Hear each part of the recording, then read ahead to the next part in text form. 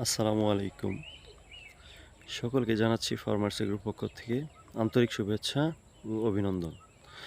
আশা করি সকলে আল্লাহর অশেষ রহমতে সুস্থ আছেন, ভালো আছেন। আজকের ভিডিওটা মূল উদ্দেশ্য আপনাদের যারা ড্রাগন চাষি নতুন তাদেরকে একটা মেসেজ দেওয়ার জন্য। যে মেসেজটা হচ্ছে যে আমরা নতুন চাষি যারা আছি তারা বিশেষ করে একটা কাজ করি, যেমন আমাদের অনেকেই গাছ প্রুনিং করি না, তো প্রুনিং না করার ফলে আমাদের ডালের একদম এরকম মিডল থেকে গুটি বের হয়, একদম মিডল থেকে গুটি বের হয়, একদম মিডল থেকে গুটি বের হয়। তো ওই গুটিগুলো রেখে দিই। মানে একটা গাছে যদি 20টা 30টা গুটি ডাল থাকে, তো দেখা যাচ্ছে এখান থেকে 4টা বা 5টা ডালে এরকম আসলো, মাথাতে গুটি আসতে পারে, স্বাভাবিক বিষয়টা।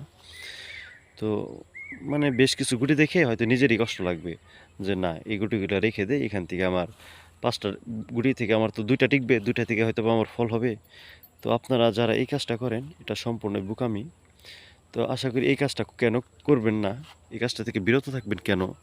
দেখেন, এই মিডলের যে ডাল গুটিটা বের হয় একদম ডালের মিডল থেকে, তো এই গুটিটার পরিণতি এরকম হয় যে এই ডালটা থেকে যে গুটিটা হয় ওটা এরকম হয়। তো এই গুটিটা আপনাকে কোনো প্রফিট এনে দেবে না। এই হয়তো এটা ফলের মতো দেখা যাইতেছে, কিন্তু এটা তেমন একটা ফলে পরিণত হবে না। আমি শুধুমাত্র এই কয়েকটা ফল রেখে দিয়েছি আপনাদের দেখানোর জন্য।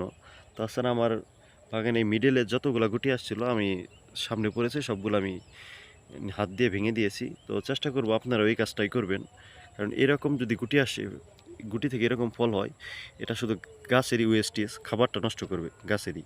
কারণ অনেক একটা ফল করতে অনেক শ্রম দিতে হয় তৈরি করতে। তাই চেষ্টা করব আপনারা এই বিষয়গুলো এড়িয়ে চলবেন। এ দেখেন আরেকটি ডালে সেম এই যে এরকম এরকম হয়েছে।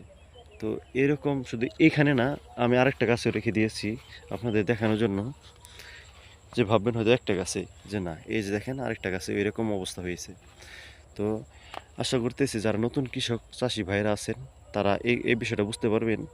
তাই এই বিষয়টা সম্পূর্ণ এড়িয়ে চলবেন। একটু কষ্ট হলেও মিডলে যে গুটিগুলো আসবে এই গুটিগুলো আপনারা রাখবেন না। এই গুটিগুলো এই অপরিণত বয়সেই ছিঁড়ে দিবেন। তা না হলে পরিণত বয়স হলে অনেকটা খাবার আপনার খেয়ে ফেলবে। এটা কিছু জিনিসগুলো আসলে বাগান যারা আছি আমাদেরকে প্রতিটা ইঞ্চির হিসাব কষতে হয়। কারণ যারা বাণিজ্যিকভাবে করতেছি প্রতিটা ইঞ্চিরই হিসাব কষতে হয়। তাই এই বিষয়গুলো এড়িয়ে চলবেন। এই দেখেন আরেকটা ফল সেম এরকম হয়েছে। তো প্রত্যেকটা ফল এমনই হবে। তাই আপনারা সকলে চেষ্টা করবেন এই জিনিসটা ছিঁড়ে ফেলতে, এই ফলটা না রাখতে। আর তাই সকলে অবশেষে সকলে সুস্থতা কামনা করে এবং সকল কৃষক ভাইদেরকে সালাম ও জানিয়ে আমি আমার ভিডিওটা এখানে শেষ করতেছি। সকলে ভালো থাকবেন। আসসালামু আলাইকুম।